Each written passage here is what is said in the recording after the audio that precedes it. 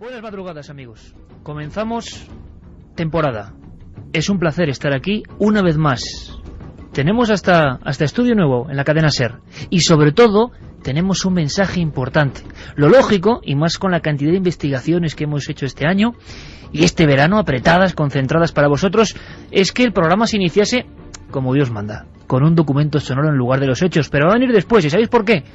Porque acabo de recibir un mensaje un poco enigmático, que dice algo así, como diría el maestro Antonio Josales: atención, atención, amigos de Milenio 3, todos, sobre todo los amigos de Madrid, porque el próximo día 19, dentro de 2 sábados, Noche en Blanco, programa de Milenio 3 en vivo, con público, o sea, con vosotros, si lo deseáis, si queréis, si os apetece estar con nosotros una noche inolvidable, homenaje a Madrid y a vosotros. Lo intrigante, esta casa es así, le gusta el misterio, es que no podemos decir más. Solo que os pongáis en contacto con cadenaser.com, atentos a la radio esta semana, ikerjiménez.com, Guillermo León tendrá toda la información que nos vayan dando. Y ese Carmen, buena temporada, bienvenida. Buenas madrugadas, Iker. Es lo que nos han dicho. Por el momento no podemos decir nada más. Va a ser una noche mágica, va a ser una noche blanca en Madrid. Todo el mundo va a salir a la calle hasta altas horas y, como no, un sábado así, Milenio 3 tenía que estar con toda la gente de Madrid que tanto nos pedía que hiciéramos algo también para el público de la capital. No sé qué va a ser, amigos. Sé que vamos a intentar hacer lo mejor posible, con un montón de investigadores, de documentos, de historias, de imágenes. Os digo una cosa, sé el lugar, pero tampoco acabo de saberlo, no puedo decirlo. Así que, en fin, todos muy atentos, que corra la voz por los foros, entre la gente, entre los oyentes y amigos, porque empezamos 9ª temporada, se dice pronto, gracias a vosotros. Santiago Camacho, tú vas a estar, ¿no? Pues hombre, sí, lo que usted mande, yo creo que sí. Y además creo que con un amigo. Pues sí, llevaremos un amigo especial. Bueno, pues ese es el recado. Nos lo acaban de decir. Rápido, Iker, no empieces el programa como tenías pensado. Di esto. Atención, atención, amigos milenarios. 19 de septiembre, dentro de 2 sábados, en algún punto de la capital de España, podríamos decir capital del misterio, Milenio 3 en vivo. Os esperamos. Muy atentos, por favor. ¿Hay algo que nos quieras contar desde el otro lado? Manda un SMS al 7640. Escribe la palabra milenio, espacio, y lo que nos quieras contar. Comentaristas de Milenio 3, siempre al otro lado.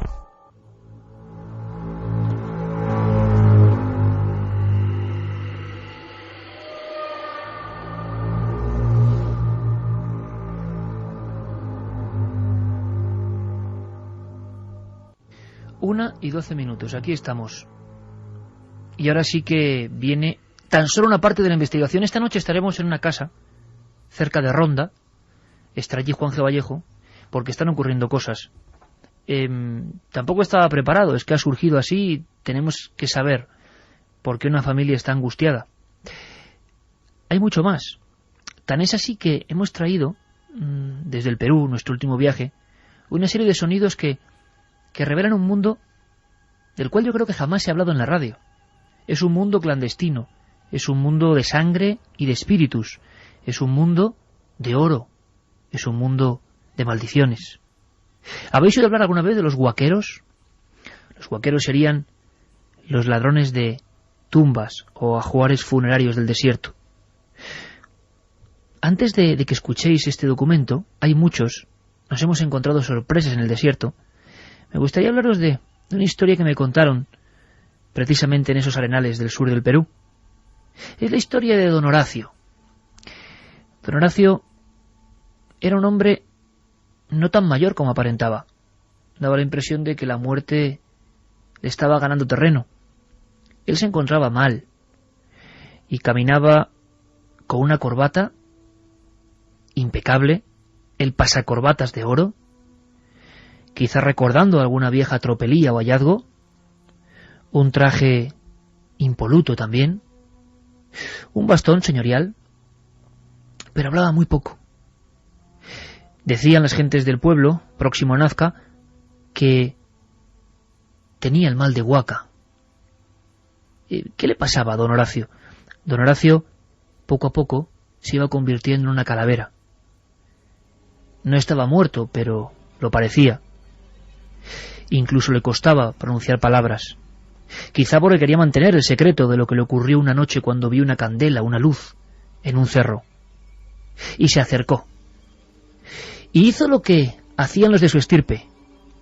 Con una especie de madero o de barra o de pincho, clavar donde había aparecido la noche anterior esa luz o señal y pasarla lentamente por la nariz. Entonces sabían si allá abajo olía muerto. Y cuenta la historia que don Horacio, aunque jamás lo reveló, halló algo muy importante. Narigueras de oro, brazaletes relucientes, incluso ceramios antiguos de la época de los Nazca, primorosamente pintados, que seguro que ahora pueden estar en alguno de los mejores museos del mundo, aunque me han contado que también puede que estén debajo de una gasolinera en un museo clandestino donde se compra y se vende. Don Horacio rápidamente se hizo una casa mejor, dio estudios a sus hijos y realmente convirtió todo su entorno, su pequeña hacienda, en un lugar próspero. Por fin había abandonado la pobreza. Pero transcurridos 3 o 4 meses, empezó a sentir un dolor indescriptible. No había diagnóstico. Los médicos le miraban casi como si fuera un sospechoso ¿de qué? ¿De ser un enfermo? Solo algunos ladrones del desierto sabían que el mal de Huaca se había apoderado de él. Los que roban a los muertos, los que rompen sus tórax, los que por la noche buscan las señales de las luminarias, acaban así. Nunca llegan a viejos. Lo más terrible es que pasan 2 o 3 años, dice la tradición. Hemos visto que parece que la verdad se acaban convirtiendo en espíritus en vida. Hay quien dice que es el antimonio. Hay quien dice que son los hongos que aún reposan como centuriones de los muertos en esos fardos. Fardos, por cierto, que están muy de moda en el mundo del arte y mucha gente expone en casas lujosas, sin saber la historia que hay detrás. Hace poco un fardo funerario, un manto de momia original, labrado, bordado, de la época de los Paracas, llegó a costar unos 100 millones de las antiguas pesetas. Está en una gran sala, con personas que igual nos escuchan ahora mismo tomando un café o ordenando el servicio para que se vaya acostando. Gente de mucho dinero, que no sabe lo que hay detrás de esa vieja tela. Detrás están muchas muertes, muchas historias, muchos aparecidos en la noche, gente que pinta sus caras con sangre de perro. Todo eso hemos aprendido, o quizá desaprendido, porque es bastante desagradable, pero está ocurriendo ahora mismo, en una zona del Perú que es 85% material arqueológico, única en el mundo. A estas mismas horas, o cuando llegue el reloj a estas horas en el Perú, gentes en unos camiones, los hemos visto, estarán bajando, yendo con esas barras, en busca de su tesoro y de cómo dejar la pobreza. Habrán tomado alcohol puro para intentar exorcizar sus demonios, o esos demonios que esperan en el camino. Me sorprendió, tampoco lo tenía pensado. Íbamos en busca de otras cosas, y nos cruzamos con lo que vais a escuchar esta noche, porque esta noche con los sonidos, es nuestra forma de ver la radio, vais a estar en esos camiones, vais a estar con las personas que, escarbando con las manos, encuentran esos restos. Vais a conocer algo de lo que nadie habla. ¿Os apetece pasar una noche con los huaqueros, los ladrones de tumbas del desierto del Perú?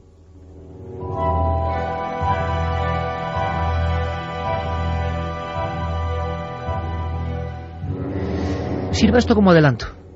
Estábamos en un lugar llamado Estaquería. Estaquería está a 1 hora camino adentro de la población de Nazca.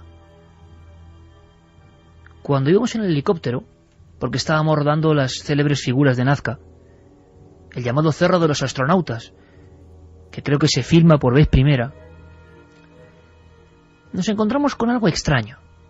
De pronto el desierto del Perú, grisáceo y ya con demasiado viento en las hélices, parecía la luna. A nuestro lado iba un hombre con un revólver en el cinto. el último Indiana Jones, Giuseppe Orefici, el arqueólogo italiano que lleva 25 años en las mayores excavaciones de América. Y nos dijo, señalando con el dedo, amigo, esos son los guaqueros, tumbas. ¿Miles de tumbas? Aterrizamos. Y esto es lo que nos encontramos.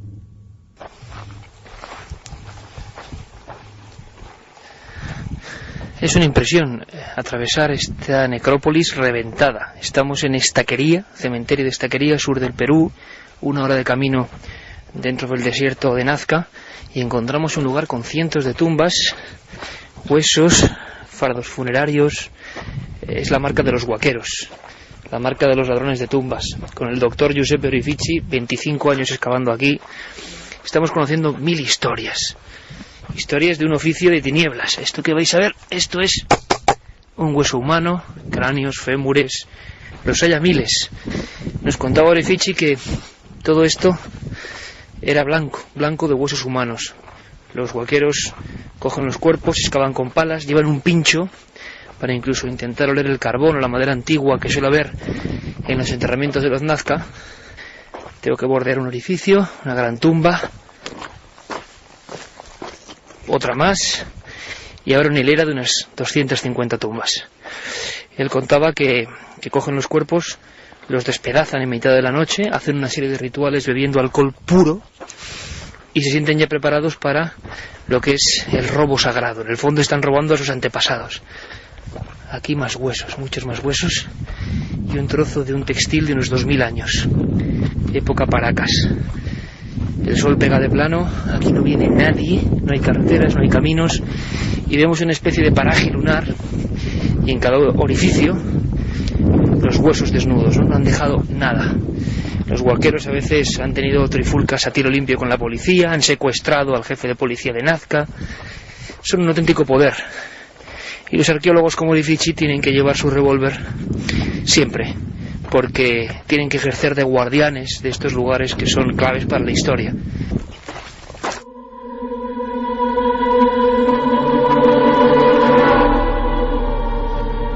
Me comunican mis compañeros Fermín Agustí y Carlos Largo, junto a Yeray Martínez, como no, bienvenido compañero, 9ª temporada, se dice pronto, que hagamos otro aviso. Esto es una noche de misterio, es un aviso.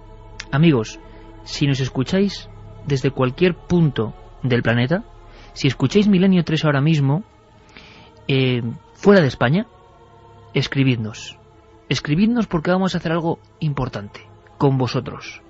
Carmen, es la idea, ¿no? Sí, además, fíjate, ya nos están escribiendo.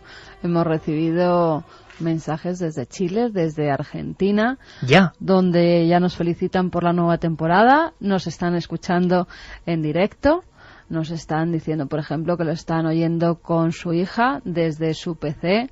También 9ª temporada, qué impresionante. Saludos desde el lejano y austral Chile. La nave del misterio sale a volar nuevamente. Sebastián Muñoz nos lo decía. Esa es la idea, Sebastián. Todos los que escuchéis ahora Milenio o a través del podcast, pero hacérnoslo saber, por favor.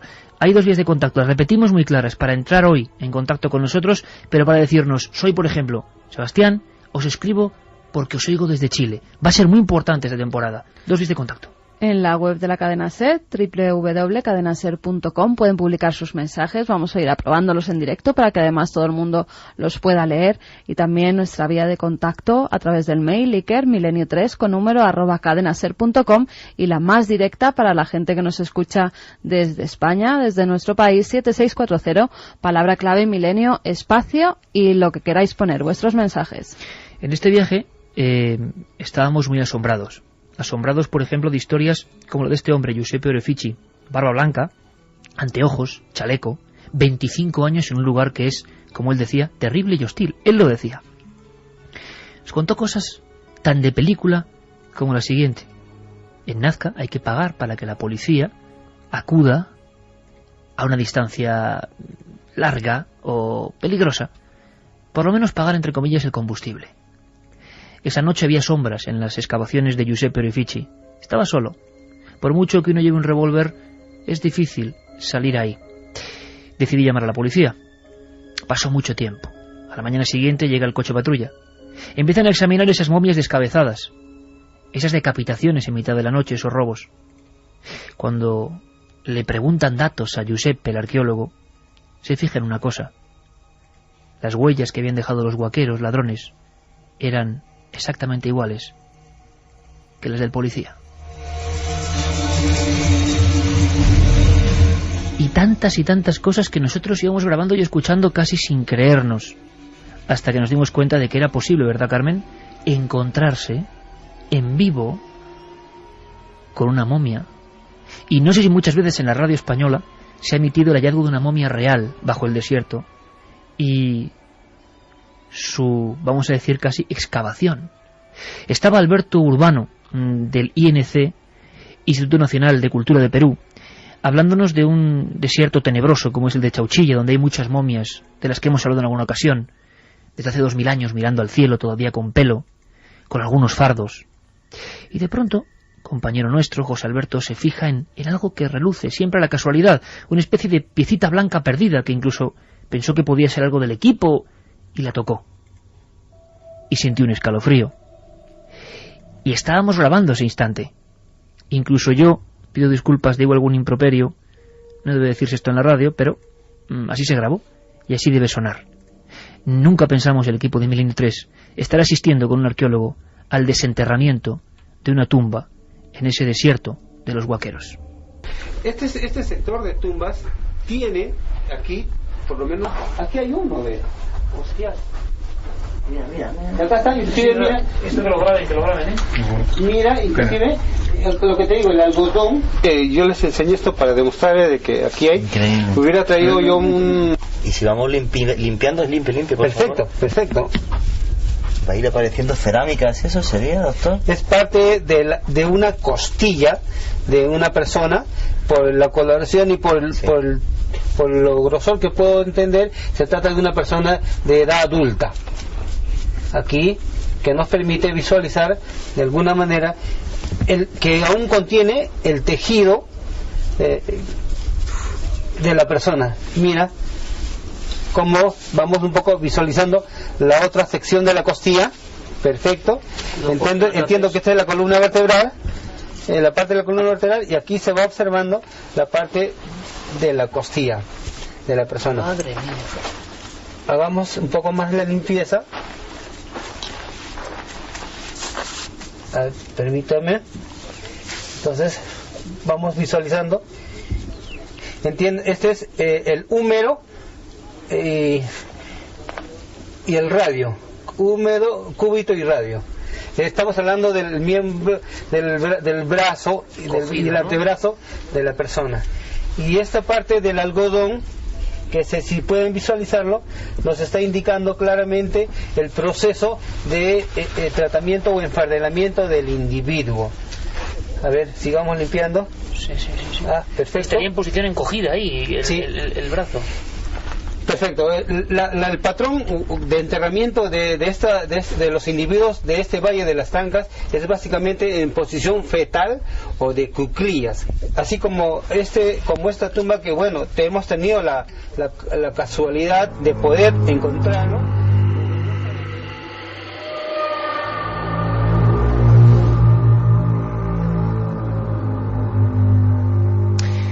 Pues eso pasaba y así lo grabábamos, con el arqueólogo Urbano encontrando una momia en posición fetal. La impresión, Carmen, ahí estaba, y no era de película ni estaba colocada, bajo el suelo, y asomaba un trozo de su codo, como intentando decir algo. Y entonces ya caía la tarde, y os aseguro que en ese lugar sentía un escalofrío, porque ni más ni menos era el célebre cementerio de Chauchilla, un cementerio que sigue causando mucho respeto en las personas de allí. Además tuvimos la suerte de que no habían guaqueado precisamente esa zona y la momia se conservaba tal y como fue enterrada. Incluso nos decía el arqueólogo que tendrían que estar allí las vasijas, los textiles con los que fue enterrada esa momia. Tal y como hace el INC cuando hace un hallazgo de este tipo, lo que hicimos fue rodear la momia de piedras, marcar el sitio para que no lo pisara nadie y para que cuanto antes el INC mandara a arqueólogos expertos a que rescataran esa parte de la historia que llevaba allí siglos durmiendo. Nos contaba el arqueólogo Orefici en la zona de Cahuachi, que es un templo extraño. Yo era uno de mis sueños verlo, una especie de ciudad de barro en mitad del desierto donde señalan las líneas de Nazca. Casi nada. Pues por ahí andábamos y mucho más adentro. Y nos hablaba de la creencia en una figura que le llaman la Vieja, que los huaqueros creen en ella, que se aparece en las tumbas. Hay un concepto curioso, ¿no? Imaginaos gente extremadamente pobre, muy pobre, que apenas tiene para vivir, pero algunos deciden dar ese salto tremendo. Es, siendo un pueblo muy religioso, ir por la noche, siempre por la noche, a robar a los muertos, a quitarles las costillas, a ver qué hay de oro o qué hay de estos fardos tan valiosos hoy en día. Se puede consultar en cualquier sala de subastas internacional qué precios alcanzan estos ajuares funerarios. No deja de ser un poco siniestro, no sé qué opináis, amigos. Pero empezamos a enterarnos en ese desierto durante varias noches de muchas historias que me parecían de una novela. Otro de esos compañeros del desierto, que conoce a muchos huaqueros, nos hablaba de algo que tiene que ver con lo que muchos ufólogos o especialistas del misterio han llamado luces populares. Hemos escuchado en España historias de luminarias que señalaban tesoros, por ejemplo en Extremadura. Esa creencia. Es curioso cómo 12.000 kilómetros se reproduce exactamente igual. Pero es que hoy, septiembre, día 5, ya 6, 2009, hay gente que está mirando los cerros para ver la luminaria y acudir exactamente ahí. Esto nos contaban.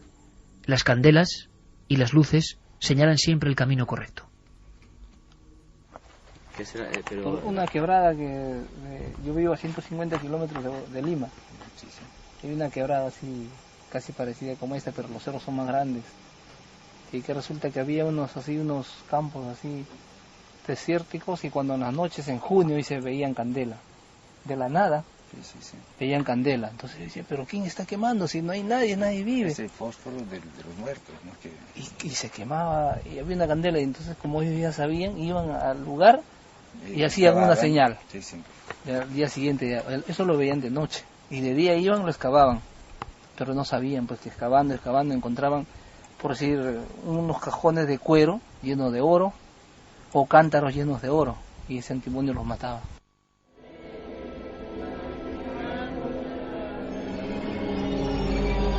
Se ha mencionado una palabra, antimonio, que muchos no sabemos, ¿no? ¿Qué tiene que ver con todo esto? Da la impresión de que muy anteriormente a la famosa maldición de los faraones, ya en Perú se hablaba de no solo arqueólogos, algunos de los más importantes arqueólogos peruanos han muerto después de desenterrar una tumba, de, algo que se aspiraba, algo que contaminaba. Allí la palabra que más se repite en toda esa zona, Pisco, Paracas, Nazca, Palpa, es el miedo al mal de Huaca, al antimonio. Es el gas que se produce normalmente por la presencia de metales. Cuando estos empiezan a salir al exterior, provocan lo que ven los huaqueros, que son esa especie de llamas que tienen diferentes colores según el metal que esté enterrado. También con restos orgánicos puede No tiene que ver, por producirse. tanto, con los fuegos fatuos o el fósforo de los muertos. No tiene que ver. Tiene más que ver con lo que son los metales bajo la tierra. Comprimido con el paso del tiempo, cuando empieza a aflorar con el aire, es cuando empiezan a verse esa especie de llamas que señalan a los huaqueros que ahí hay algo. De todas formas, no es lo único, no es la única señal que estos huaqueros siguen. Ellos de día, para que la gente no sepa qué están buscando, aunque allí ya sabe todo el mundo quién son los huaqueros, se conocen dentro de las culturas, dentro de la sociedad, dentro de un pueblo, todo el mundo conoce quién es un huaquero y quién sufre del mal de Huaca. Ese mal que ha contraído muchas veces por ese antimonio que ha aspirado al desenterrar los textiles, las vasijas, buscando algún tesoro. Pues bien, van con una vara muy larga y ellos van haciendo como que se van apoyando para andar, pero lo que en realidad están haciendo es perforar la tierra. Disimulan, van disimulando para marcar el lugar para la noche. Ellos van perforando el suelo y en el momento que esa vara se hunde o da con algo que cruje, saben que han encontrado una tumba. Y que no hay solo una tumba, sino que alrededor suele haber muchísimas más. Y parece que familias enteras, en ocasiones, no organizaciones mafiosas, sino familias enteras, del abuelo a los nietos, se dedican a esto. Sí, dejan además, después de encontrar esa tumba, como bien decías, para ir por la noche, dejan una especie de señal. Ellos identifican esa señal, van por la noche con potentes luces, incluso con excavadoras, nos hablaban los arqueólogos, para desenterrar todo lo que allí se encuentre. Nos hablaban de esa señal en vivo, Ujú. en la carretera, junto a las tumbas, en un desvío de la Panamericana, porque esas señales es que se pueden ver. Y ahí en esa pampa dice hay X, y una pampa bien grande. No, coño, Pero sí, y sí, me sí, dice, conozco la zona. y me dice, hay unas X, maestro, grandazas. Y en una de esas un tío se ha ido a escarbar ahí, pero con burro, con todo subido, porque no hay pista para Los arriba. dos testigos se encuentran ahí. Encontraron, dice, 2 baúles llenecitos de oro. O sea que lo más De peligroso cuero, sería de cuero. el tejido, sobre el oro por un lado, pero el tejido por otro. No, el antimonio. Más es el antimonio, dicen. El antimonio, el oro tiene antimonio cuando está enterrado ahí. Es un gas, ¿no es Crea esto? antimonio, crea antimonio. Claro. Y los arqueólogos cuando no tenían máscaras, eso, en la época de Tello y tal, pum, alguno. Sí, hombre, y la Antarquilus níger se descubrió Sí. en el enterramiento de un rey en Polonia, en Bulgaria, Sí, pues murieron sí. 6. El antimonio Pero- mata, ¿no? pero- Cuando se abrían los fardos en Pueblo Viejo y para el desenfardelamiento se hacía como una semana también. ¿Qué es lo que has visto, tío, Marcos, cuando vienes por aquí? Pues una mata de cabello humano. Impresionante. ¿Dónde? Pues ahí entre las tumbas. Algo que asomaba entre la arena y en una matita de pelo humano.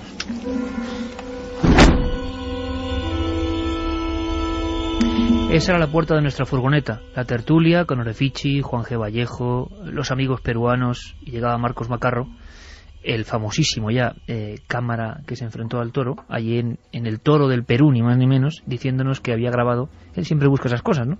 Había grabado, pues, pelo humano, que parecía de ayer mismo, marcando un lugar. Posiblemente, quizá ese pelo no estaba exactamente ahí, sino podía ser una marca de algo. Pero sí encontramos muchísimas cosas, y una de ellas, de lo más terrible, es conocer la reunión anterior a salir a huaquear. Se habla del cañazo. ¿Qué es el cañazo? Quizá muchos amigos de Perú que nos escuchan lo sepan. Un tipo de licor rudimentario, durísimo. Sería más o menos así. Una habitación, dicen que sin luz, la tradición manda de con una vela, alcohol puro, hojas de coca para mascar, un cigarro puro de cierta marca además, que saben, ahuman todo el lugar, y poco a poco van entrando en una especie de trance.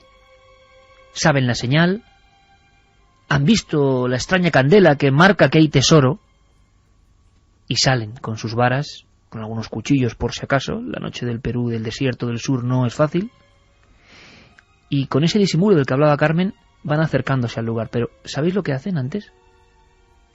Esto me impresionó. Tienen que buscar un animal. Y no puede ser cualquier animal. Y está pasando ahora mismo. Es un mundo prohibido que estamos revelando. Los huaqueros buscan un perro negro. Jorge Rojas, hombre del Perú, de los desiertos del Perú, que sabe perfectamente lo que se mueve, lo que hay, lo que deja de haber, le costó al principio. Yo le dije, Jorge, cuéntanos de este mundo. Revela lo que tú sabes. Y quizá, conociendo que iba a emitirse a muchos miles de kilómetros, como nos ha pasado en este viaje en muchas ocasiones, accedí a contar. Y esto es lo que pasa en esas noches, justo antes de llegar a la tumba marcada por la señal. Si tomamos con lo que tú hablas sobre una especie de maldición, han habido casos, Iker, de que han habido huaqueros que con el tiempo se han adelgazado a tal grado que son enjutos, o sea, bien delgados. Entonces, muchas veces ellos le atribuyen de que te dio el mal de Huaca, ¿no? Hay otros casos, inclusive, en la que por esta actividad intensa de estar en la huaca, el huevo, salir, el viento y todo, les da inclusive el mal del viento, que la cara se les desfasa, o sea, hay una parálisis facial que llaman, se les deforma un poco el rostro, y muchas veces ellos no recuperan y quedan con esa facción, y cuando los vemos por la ciudad, sabemos que esa persona se dedica a esa actividad. Maldición de Huaca, maldición de nuestros antepasados, o elementos que tienen que ver con lo propio el medio ambiente, elementos que suceden, ¿no? Antes de esa enfermedad, un perro negro que tienen que degollar y tienen que untarse su sangre en la cara. Esto nos horrorizaba especialmente a Carmen. La sangre en la cara, ¿para qué? tampoco se entiende. Bueno, es una forma como de protección respecto, y las pocas sociedades protectoras de animales de esa zona ya han llamado la atención. Tiene que ser un perro negro, y tampoco sabemos por qué, para embadurnarse, algunos con camisa, otros se despojan de la camisa, gritan, entran en esa especie de trance y actúan, siempre después de untarse de esa sustancia. Y de que algo caiga a la tierra, a la Pachamama. Ellos tienen que hacer una ofrenda para que esa Pachamama no se revele, para que esos espíritus, porque en la cultura peruana creen mucho en lo que son los espíritus y en que si tú coges algo de la tierra tienes también que darle algo a cambio, porque si no se lo va a cobrar de una y de otra forma. Nos contaban también historias que los huaqueros, al no hacer ninguna ofrenda, por ejemplo, de esa sangre del perro negro a la Pachamama, en sus casas habían empezado a pasar cosas, o algunos familiares se habían puesto enfermos, o incluso se oían por las noches ruidos, movimientos de objeto, hasta que no iban al enterramiento que habían guaqueado y hacían esa ofrenda, o bien de una cerámica, o bien de sangre, o bien de chicha, una especie de líquido, de licor que se bebe allí, pues entonces no se quedaban tranquilos esos espíritus o no dejaban a la familia en paz. Seguíamos adentrándonos en el desierto, queríamos conocer más cosas y encontrábamos una especie de señal verde. Carmen la recogía. Es una señal valiosa en mitad del desierto. Ese desierto blanco de huesos humanos, desintegrados. Nos parecía estar precisamente en un paraje lunar, en un espejismo, en un auténtico espejismo. Cabezas, fémures, costillas y de repente una señal verde, como una tela. Y Orefici estaba ahí con nosotros para comprobar qué es lo que era. Pues ahora mismo estoy viendo un fardo funerario. Además es un tejido teñido con un color verde. Parece que tiene varias tiras, todas cosidas en blanco, que son los fardos con los que enterraban a sus muertos. Justo al lado están desperdigados un montón de huesos, cráneos que han sido machacados con grandes piedras, costillas, hemos visto mandíbulas, fémures, todos los restos de una tumba. De una tumba no, de miles de tumbas saqueadas, que son lo que tenemos alrededor. ¿Qué es? Nazca tardío esto. Parece un quipu, ¿no? Esto verde. Es un tipo de verde que utilizaban justo en Nazca tardío y tenía su parte con bordadito. Cosido. Sí. Madre mía.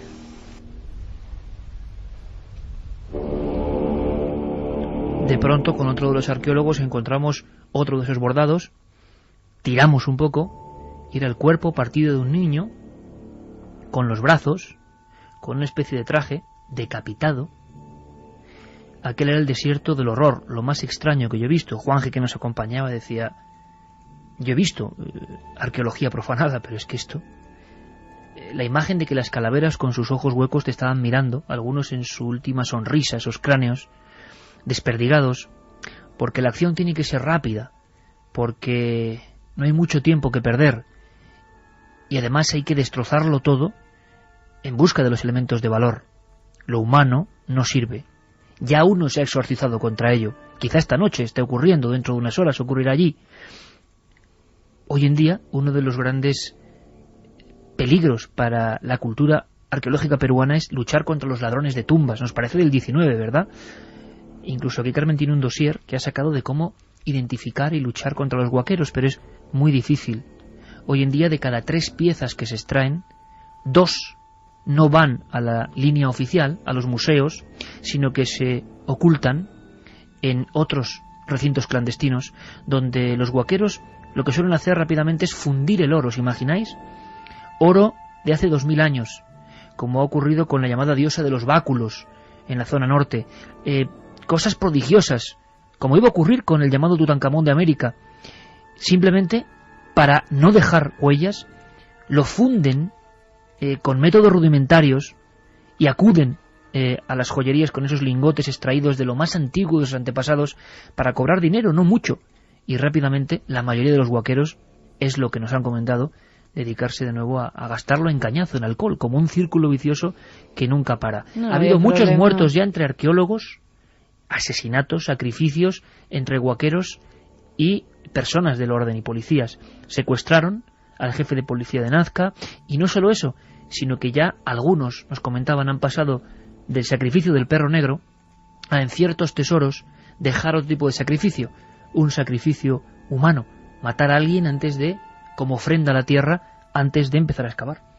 Y el problema además, Iker, es que esta gente casi no se beneficia, venden esas reliquias, esos tesoros por muy pocos soles, y los que de verdad se benefician son los intermediarios, aquella gente que tiene las manos limpias, que no se dedica a guaquear, que no está cerca del antimonio en ningún caso, pero que pone en contacto a esos grandes compradores de arte, a incluso pues coleccionistas que quieren una pieza en concreto que se han robado de museos, ya no guaqueando, sino que esos intermediarios contratan a gente para que piezas únicas de oro o textiles las roben de verdaderos centros donde en teoría tenían que estar seguras, como eran museos. Porque muchos museos, que eso no ocurre tanto en Europa, ves una etiquetita, no hay pieza y pone robado, y no hace mucho tiempo.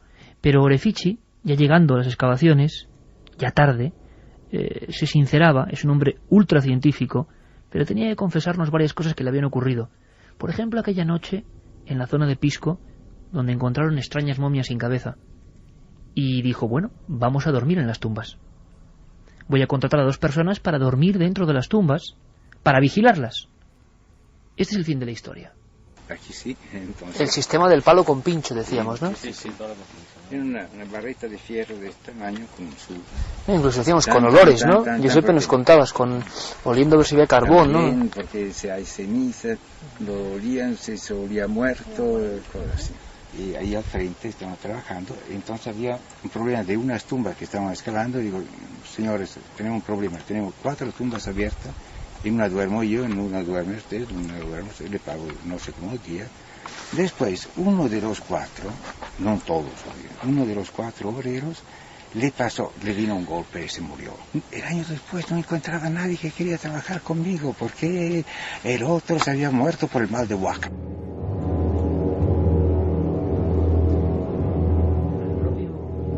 Al propio Orefici, al propio investigador, al propio arqueólogo,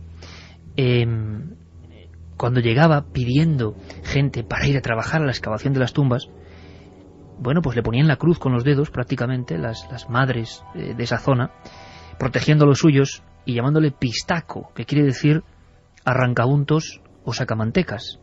Orefici con su barba, pues les daba ese aspecto. Ellos creían que un ser barbado era el llamado sacamantecas que los llevaba a las tumbas. El propio arqueólogo oficial tenía que lidiar con todo eso, digno de novela. Como decía, revólver al cinto por si acaso.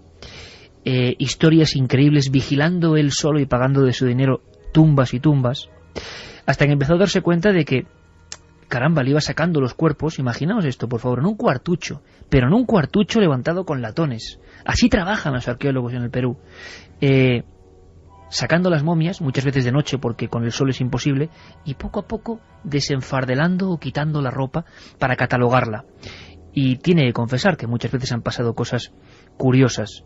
Es inevitable que se haya acordado de muchos arqueólogos, entre ellos el más famoso de la historia de Perú, Julio César Tello, que murió por la contaminación, o quién sabe si por el mal de Huaca. Que se va enfermando los pulmones y se muere por eso, ¿no? Cuando encuentras un fardo y lo dejas ahí un día o 2 días, hace hongos, y esto pueden afectarte los pulmones, ¿no? Y Tello murió de esto, por ejemplo, desenfardelando muertos. Yo he desenfardelado 500 muertos, pero no me pasó nunca nada, y nunca con máscara, porque me odio ponerme la máscara.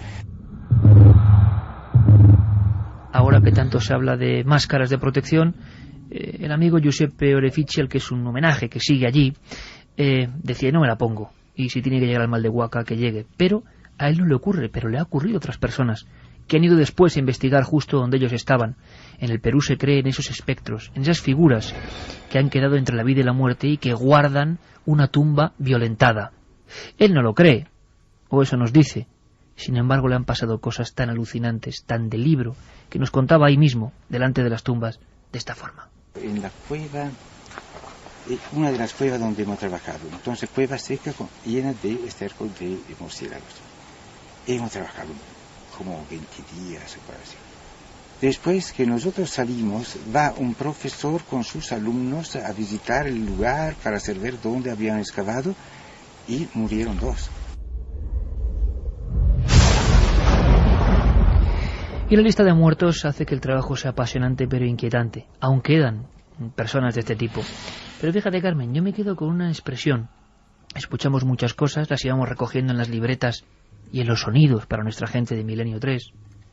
Íbamos viajando, como ahora se pueden sentir ellos. Nos contaban estas historias que es que están ahí y son verdad. Y todos creen en ellas. Nos hablaban de familias de huaqueros que en venganzas personales por ver quién llegaba primero a un tesoro identificado tan solo por una cosa tan tenue como una luz, se habían masacrado, habían muerto unos y otros a machetazos delante de esa tumba, que había presenciado la tremenda carnicería. Nos hablaban de esa gente que a pesar, como ocurría con don Horacio, de sus regios trajes casi muy superiores, con esos sueldos de hambre que tienen los investigadores arqueológicos allí, y que sin embargo, con tristeza veían cómo ese mal de Huaca los iba devorando. Pero lo curioso es que al final, al despedirnos de Jorge Rojas, ese hombre del desierto, nos decía algo que a mí me heló la sangre. De niño, él vio también la señal, vio la luminaria, que tampoco es fácil de explicar. Una luz ingrávida, con forma ovalada, muy cerca de su casa, en una quebrada. Y hasta hoy sigue dándole vueltas. Me decía, Iker, tengo que ir un día solo con la vara y buscar mi propio tesoro. Mucha gente en el Perú, que no es precisamente ladrona, cree que en cierto momento de su vida la señal les está indicando algo. Y muchas noches Jorge se despierta soñando con esa luz que hace 50 años se le apareció una noche. Y la duda continúa. Allí nos lo confesaba. Inclusive yo tuve una experiencia de niño que lo vi en un cerro cuando yo era niño, pues, ¿no? Y mi temor es, si voy y muero, y mis hijos, ¿cómo quedan, no? Entonces, ¿para qué voy a ir? Quizás de repente pueda volverme millonario, ¿no? Pero el miedo de morir, ese es el temor. El miedo de morir, ese es el temor. Septiembre de 2009, esto está pasando. Hemos visto lugares donde hay más piezas que en los museos. Es un círculo que no para, las piezas salen rápidamente del Perú. No hay control para algunas piezas que valen muchos millones, a veces escapan, es imposible retenerlas. Y cuántas muertes y cuántas historias, y sobre todo qué terrible imagen. Repito, yo nunca he visto nada parecido. Miles y miles de huecos violentados y que siguen siéndolo. He de contar un secreto, Carmen. Estábamos en un lugar de petróglifos, Chichitara, un pueblo que se abandonó. Yo lo visité hace muchos años y tenía vida. Ahora no había apenas nadie. Estaban los carteles de las elecciones de 1996, locales, ondeando y al viento. Se habían marchado todos. Estábamos subidos en unas rocas y allí pasaban unos extraños camiones, ¿verdad? Unos camiones cargados de gente que, según nos dijo el único vecino que pudimos encontrar en ese pueblo, ya como decías abandonado, pues iban a huaquear. Por lo menos era lo que se comentaba por la zona. Y eran camiones tremendos de gente, pues no sé, viajarían en ellos más de 100 personas que estaban apiñadas en la parte de atrás en el remolque y con sus palas, con sus picos, me imagino que para acabar en algún sitio. Pero fíjate, yo hay una cosa que recuerdo y ocurrió en Cahuachi cuando nos la estaba mostrando Giuseppe Orefici. Él dijo que una noche empezaron a escuchar el llanto de un niño. Era tan insistente ese llanto que decidieron ir muy pronto, a las 6 de la mañana, porque ellos se levantan muy pronto para que no les dé luego todo el sol a las 12, la 1 de la tarde, que decidieron ir allí al amanecer. Empezaron a excavar justo en el sitio donde habían oído los llantos y encontraron la tumba de un niño. Pero además, ¿sabes qué, Iker?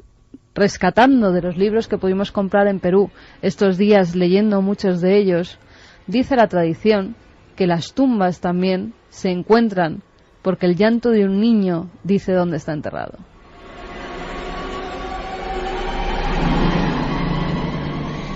Hay una cosa sumamente importante, y es que el llanto de un niño tiene conexión inmediata con la siguiente historia.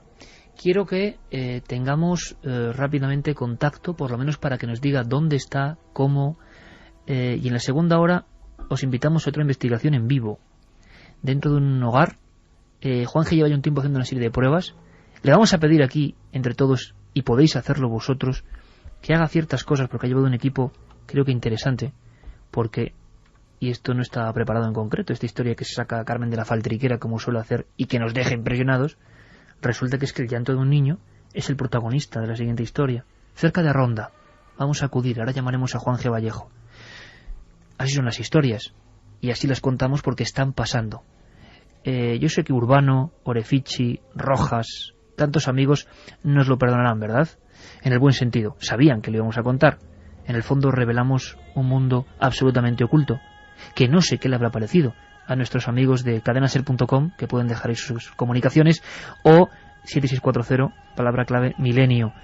Importante, ya lo sabéis, chicos y chicas, si os incorporáis ahora, 19, sábado, en Madrid, en vivo, muy atentos. Y si escucháis de fuera de nuestro país, escribidnos, pero ya, ¿qué Nos pensáis? está escribiendo muchísima gente, tanto de nuestro país como de fuera. Por ejemplo, Lorena y Francis, españoles que están viviendo en Santa Fe, en Nuevo México. Nos dice que allí eran las 5:30 de la tarde cuando ha llegado el mensaje, que tienen tormenta con rayos y truenos, el clima ideal para empezar a escuchar la 9ª temporada, que son fieles seguidores de Milenio 3 y de Cuarto Milenio, y que como siempre nos escuchan online y están estudiando cinematografía. Así que si necesitamos Tema bien algo, cinematográfico, ¿eh? pues ellos se ofrecen a cualquier cosa que pase por allí. Pues mira, les llamaremos. También nos dicen: felicidades Iker y Carmen por la nueva temporada. Soy Leonardo Marín y les escucho desde Temuco, en Chile. Excelente programa y qué bueno que hablen de temas tan interesantes y tan cercanos a nosotros. Oye, qué comunidad hay en Chile de seguidores por internet, increíble. A propósito del tema que están tratando, acá en el sur de Chile se cuenta la leyenda de los entierros, los cuales son ollas llenas de monedas de oro enterradas por antepasados y que en ciertas noches algún caminante puede ver alguna señal. Pueden ser luces o fuego. Anchimayen le llaman en la cultura mapuche. Eso me lo han contado a mí en el sur de Argentina, el Anchimayen. Sí, señor, un niño que llora. Pero dicen que quien logre encontrarlo y desenterrarlo queda inmediatamente maldito. Caramba, qué historia, el Anchimayen. Me lo contaban a mí en Córdoba, no en el sur, perdón, en el norte de Argentina. Pues también llamaremos a este amigo chileno para que nos cuente él con sus palabras cómo son esos misterios de su tierra. Hola, la nave del misterio, me alegro mucho que hayan vuelto. Soy un oyente desde la primera temporada y es la primera vez que les escribo.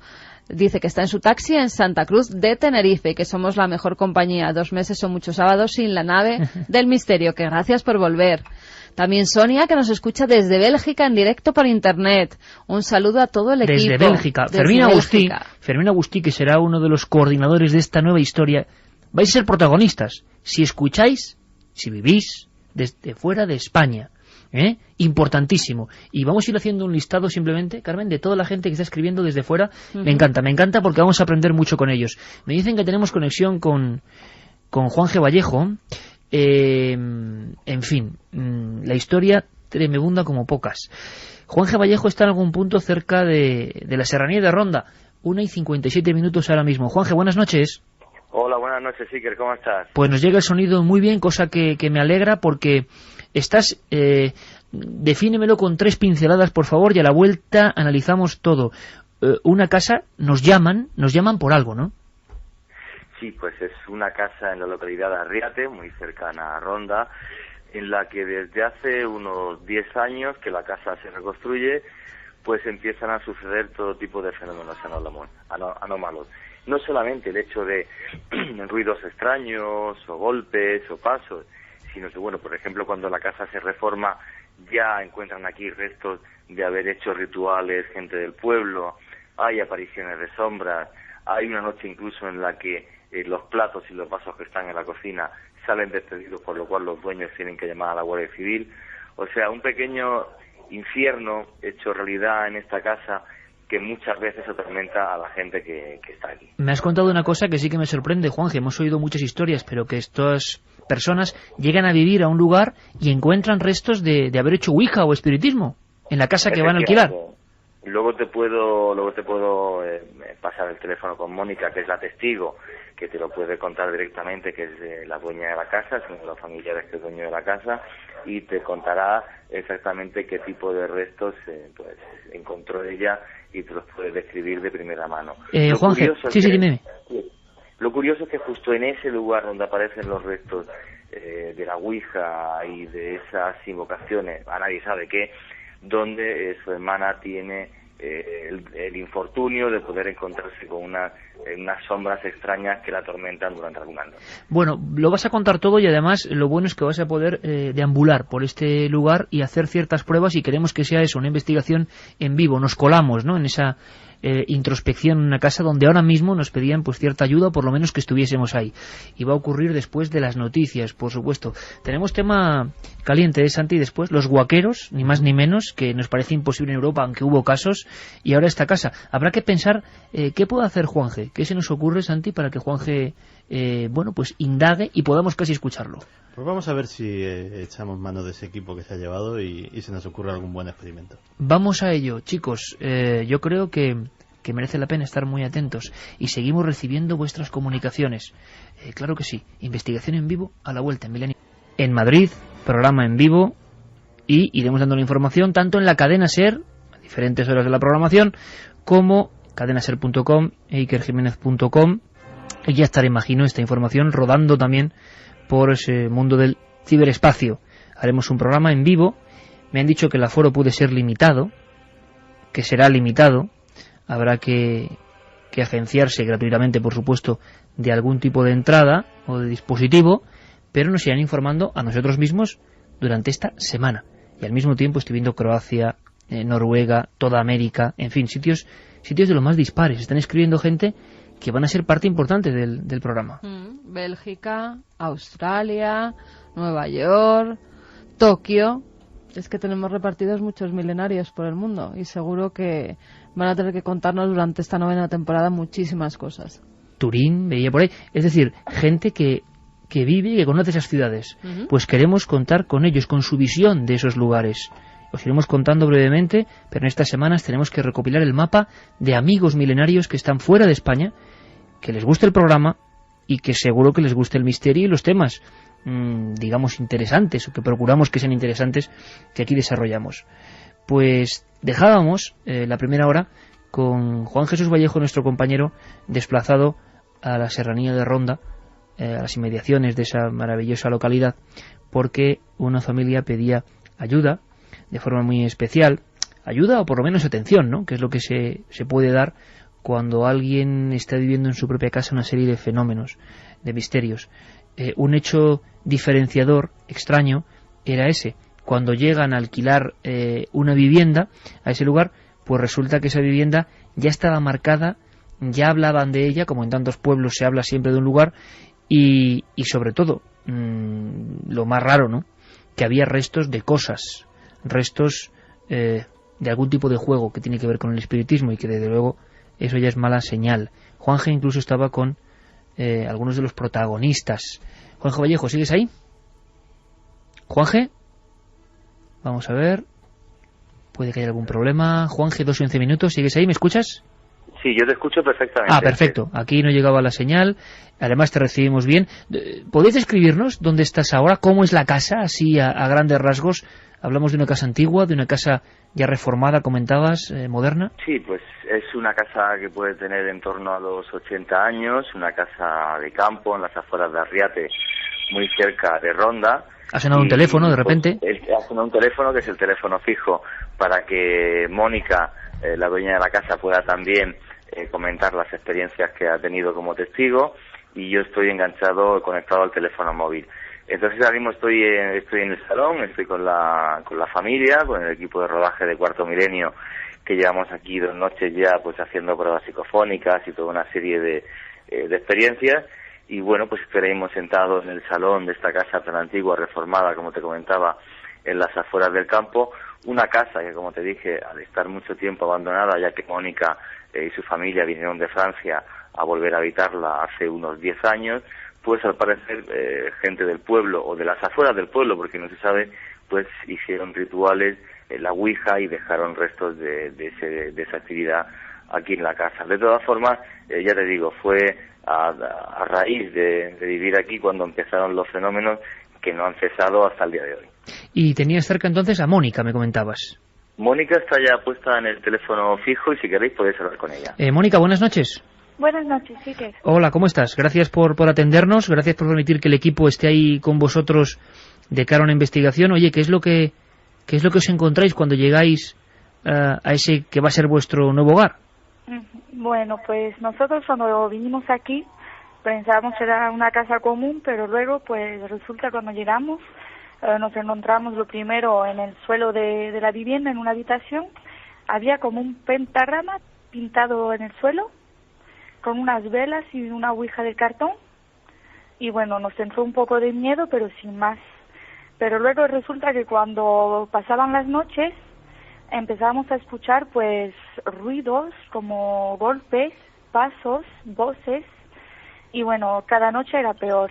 Una cosa, Mónica, para ir paso a paso, porque creo que el testimonio es interesantísimo. Claro, cuando uno se encuentra eso, en el lugar donde va a vivir, ya le llama la atención. ¿Qué hicisteis con todo eso? ¿Lo borrasteis, lo rompisteis, lo guardasteis? Lo tiramos lo más lejos que pudimos, la verdad, y lo borramos todo. Santi, una cosa, primera descripción de esa señal que se encuentra. ¿Para qué suele hacerse eso? ¿Una ouija mezclada con el pentagrama en el suelo? Habría que ver el tipo de pentáculo del que estamos hablando. Si la ouija la encontraron en el suelo dentro de un pentagrama, lo más probable es que fuera un pentáculo de protección y que con esa ouija hubieran estado intentando contactar con algún tipo de espíritu maléfico. Se traza el pentáculo en el suelo y los practicantes se sitúan dentro precisamente para que esa figura mágica les proteja de la acción de ese ser con el que al que pretenden invocar o con el que pretenden contactar. Generalmente eso se suele complementar con velas, con algún círculo o incluso el propio pentagrama trazado con sal, que es una de las formas más usuales de llevar a cabo estos ritos, pero desde luego la combinación de un elemento de comunicación como es la ouija y de ese pentagrama en el suelo, yo creo que ambos elementos evidentemente querrían decir que allí alguien ha intentado invocar algo no especialmente bueno. Claro, porque la sensación... Sí, dime, Juanje. Sí, hay un apunte y que Mónica creo que lo puede corroborar, y pregúntale a tal efecto. Creo que ella sí vio efectivamente un círculo alrededor del pentagrama y unas velas. Preguntarle a ella, que está en el teléfono, pero yo recordaría que en la entrevista que le hice me comentó eso. Y esto, Mónica, lo que dice Juan Jesús Vallejo, esas velas y ese círculo, ¿y era en el salón principal de la casa? Sí, bueno, en una habitación bastante grande, pues así fue tal y como lo dice Juanje, fue impactante además, porque recuerdo que era bastante grande, el tamaño cogía toda la habitación, y bueno, era impactante. Toda la habitación. Fíjate qué curioso el hecho de que uno puede pensar al ver esos elementos rápidamente en una secta, en algún grupo de adoradores de lo que sea, pero no, como comentaba Santiago Camacho, que por eso está aquí, en ese concepto de protección, de hacer algún tipo de invocación y sentirse protegido en el mundo de la alta magia. La primera noche, ¿cómo es, Mónica? ¿Ya os sentís extraños, quizá por la sugestión de haber visto eso, o ya escucháis o notáis algo concreto esa primera noche? Bueno, pues la primera noche, es una casa de campo, siempre hay ruidos, entonces no prestamos mucha atención. Pero luego relacionamos lo que hemos encontrado pintado en el suelo de la habitación con lo que empezamos a escuchar, y ya vemos que son fenómenos totalmente extraños, porque no tienen nada que ver ni con el viento ni nada. Son pasos como si había más gente conviviendo con nosotros, y bueno, ya empieza incluso a asustarnos. ¿Hacían algún trayecto esos pasos? Es decir, ¿partían de algún punto y morían en algún punto? ¿Eran en alguna habitación concreta? Pues digamos que encima de nuestras habitaciones hay un desván que da encima de todas las habitaciones. Entonces, claro, empiezan los pasos desde la puerta del desván hasta lo más profundo del desván. Es como si había gente viviendo ahí, se escuchaban golpes, pasos, susurros. Era impresionante. Mónica, ¿es una casa aislada del resto de casas o está pegada a otros bloques? No, bueno, hay algunas casas más para abajo, pero está bastante aislada del pueblo, está bastante más en altura. ¿Los vecinos qué decían? ¿Os habían hablado de esa casa en algún aspecto particular o preguntasteis entre las personas si había algún problema? Porque imagino que lo primero es pensar en algún tipo de alimaña, ratas o algo, ¿no? Nosotros, bueno, cuando llegamos se ve que aquí se había metido mucha gente, así que se ve que ha pasado por aquí mucha gente, porque teniendo en cuenta de que estaba abandonada, después de que mis abuelos fallecieron, pues cualquiera se ha podido meter adentro para hacer cualquier ritual o cualquier cosa. Y bueno, la gente no sabía qué decirnos tampoco, porque como esa casa para ellos estaba como abandonada, no pensaban nunca que nadie iba a volver. O sea que es una casa que transcurre un tiempo grande, se abandona, la típica casa donde mucha gente, pues por el aspecto, por lo que sea, empieza a hacer cosas muchas veces en plan de diversión, sin ningún conocimiento. Ahora eso del pentáculo tan grande como una habitación nos llama poderosamente la atención. Sí, y otra cosa, que si Juan G. no nos ha informado mal antes, hicieron reformas. Sabemos que siempre que hay reformas en las casas parece que algo se mueve, parece que algo que ha estado allí empieza a recobrar vida, y muchas veces es cuando comienzan a escucharse los ruidos, a verse sombras, una serie de fenómenos que son típicos de esas casas presuntamente encantadas. ¿Cuál es la primera noche? ¿Cuándo ocurre, Mónica? Cuando ya de verdad os ponéis nerviosos, imagino que subís ese desván, examináis todo y veis que no hay absolutamente nada. Sí, así fue, subimos y no había nada, todo normal, tal y como lo dejamos, y bueno, ya luego pasa el tiempo y bueno, no hemos vuelto a subir hasta esta misma noche. ¿Hasta esta misma noche no habéis estado en esa zona? ¿Y no. ¿Qué has sentido? Angustia. ¿Por qué?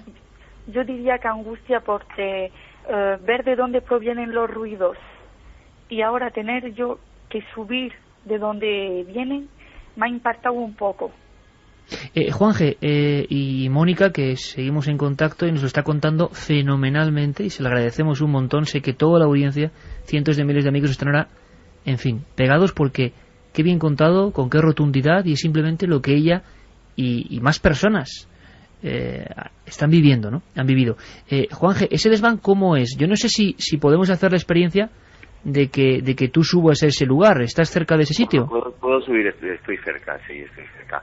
La casa, como te decía Mónica, obviamente al estar yo tanto tiempo en Francia, estaba semi-abandonada, su familia la reforma. Voy andando a la vez que hablo con vosotros y voy a abrir la puerta del desván. Esperad un segundito, ya la estoy abriendo. Pues el desván es, bueno, esto que oís es la puerta del desván. Estoy empezando a subir, estoy la verdad que bastante a oscuras, voy subiendo por los escalones ahora mismo y estoy sintiendo pasos arriba y no sé si es que hay alguien o... perdón, ¿hay alguien ahí? Espera, qué susto me acabo de llevar. ¿Qué pasa, Jorge? Era Zeus que estaba detrás, que se estaba moviendo, yo estaba en total oscuridad y he escuchado unos pasos y te aseguro que me llevó un susto de muerte. Zeus es otra persona de la familia. Sí, era una persona de carne y hueso, sí, que lo escucharon por la radio, ha venido a intentar darle una luz al desván, pero te aseguro que me llevó un susto de muerte. Madre mía, no, y nosotros nos hemos quedado, esto... Claro, yo me he parado porque estaba en plena oscuridad y siento los pasos y digo, madre mía, hemos intentado, bueno, ya estoy en el desván, lo puedo describir perfectamente.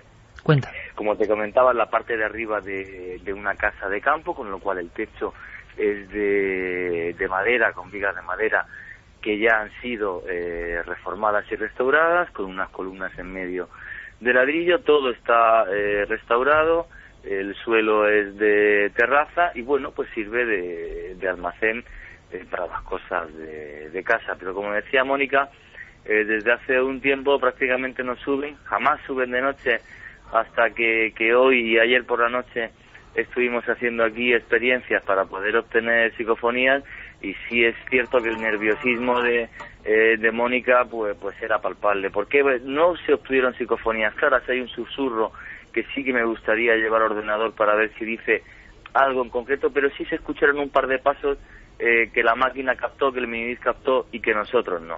Eso es lo más curioso. Sobre el desván, voy andando ahora mismo por él y hombre, tiene un aspecto un poco no sé por qué desapacible, porque como te digo, está ordenado, está reformado, los ladrillos están todo bien puesto, ordenado, las columnas, pero sí tiene una sensación, no sé por qué, pues un poco desapacible. Otra de las cosas que estoy investigando y que he intentado repetir también esta noche a través de la investigación es que la hermana de Mónica tenía un bebé.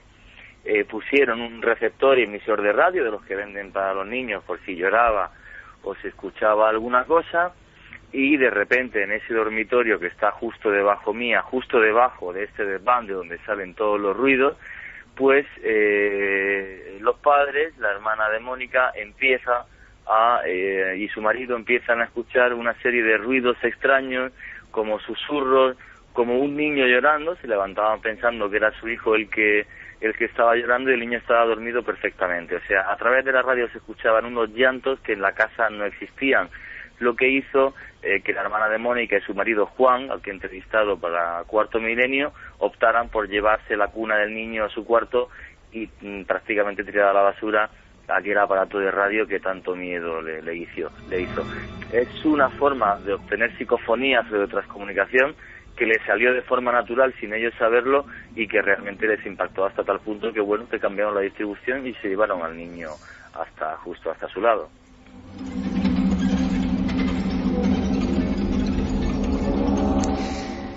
Pues en directo en esa casa, cerca de Arriete, en la comarca o zona de Ronda. Mónica, ¿cuál es la noche? ¿Cuándo ocurre? ¿En qué momento? Que ya os dais cuenta que las cosas no tienen un aspecto natural, explicable. Imagino que hay una de esas noches en la que ya la preocupación aumenta y decidís, ¿no?, hacer algo, buscar ayuda o indagar, por lo menos. Pues sí, pues resulta de que, desde la primera noche que nos metimos en esa casa ya supimos que algo había. No puedo explicar muy bien por qué, pero se notaba. Y luego, pues con el tiempo no nos acostumbramos, pero convivimos con esos ruidos. ¿Los llantos son los que más impresionaban, quizá? Sí, los llantos, y ver que el niño estaba perfectamente fue lo que nos preocupó. Y ya hemos llegado a tener miedo no por nosotros, sino por ese mismo niño. O sea, que era en la habitación del niño y se oía un llanto absolutamente nítido, un llanto que no puede ser, porque a veces lo sabemos en el campo, el lamento de un gato. No, era un llanto que estabais seguros que procedía de dentro de la habitación, y lo estáis escuchando a través del transmisor, del sí, totalmente. Micrófono. Era un llanto de un bebé, como si era el propio niño, pero resulta que el niño estaba durmiendo profundamente, muy a gusto, y es volver a la habitación y volver a escuchar esos mismos llantos y volver a levantarse corriendo a ver si el niño estaba despierto y llorando. Y nada, después de tantas noches con la misma historia, un llanto, un niño que duerme profundamente, pues ya empezamos a tener como un poco de miedo. Mónica, además vosotros tenéis animales de compañía, y estos reaccionaban de una forma un tanto curiosa, sobre todo además en el desván donde hace un momento estaba nuestro compañero. Pues sí, la verdad, en casa, fuera tengo unos perros que han sido de toda la vida de casa, pero desde que me los traje de Francia la casa no la quieren pisar, no entiendo por qué, se ponen nerviosos. Y aparte, pues en casa tenemos una gata que ella nos sigue a todas partes, pero resulta de que ayer se quedó en el desván encerrada por error y la encontré totalmente asustada, totalmente atemorizada y llorando, maullando como si la estuvieran matando. Realmente estaba arrinconada, la encontré. Juanje, tú has vigilado imagino que has vigilado, filmado y seguido muy de cerca la actuación de los animales, ¿no? ¿Qué has visto? Sí, lo que he hecho es hoy subir la gata al desván, y es una gata que la ves en el salón, en otra parte de la casa, y la gata se comporta de una forma muy normal porque es muy dócil. La cogieron desde muy bebé, y en cambio en cuanto la sueltas en el salón o coge dirección a bajarse de la casa o directamente se esconde detrás de cualquier bulto que hay ahí. Eso me llamó la atención. Luego el perro quiere decir que es un Rottweiler que puede pesar 40 kilos y que no es un animal precisamente asustadizo ni mucho menos. perfectamente adiestrado y el animal no quiere entrar en casa. Entonces, no quiere entrar. Un animal, no, con esa fortaleza, que ya te digo, no estamos hablando de un perrito de 5 kilos, con esa fortaleza no quiere entrar en casa, pues sinceramente te impacta bastante más, como decía Mónica, cuando es un animal que en Francia tenía un comportamiento normal y vivía entre la casa y el jardín de la misma. Aquí, en cambio, en absoluto. De todas formas, hay una cosa además que me gustaría comentar, que es la que más me impactó, porque en España, cuando uno investiga fenómenos poltergeist, pocas veces sucede, y es que en esta casa sucedió un hecho que también pienso que en Mónica y en su familia marcó un antes y un después, y es que una noche tuvo incluso que venir aquí la Guardia Civil. Quizás la mejor para contarlo es Mónica, porque ella sí vivió aquella noche y lo que sucedió. Antes de que nos lo cuente Mónica, vamos a hacer una cosa, Juanje.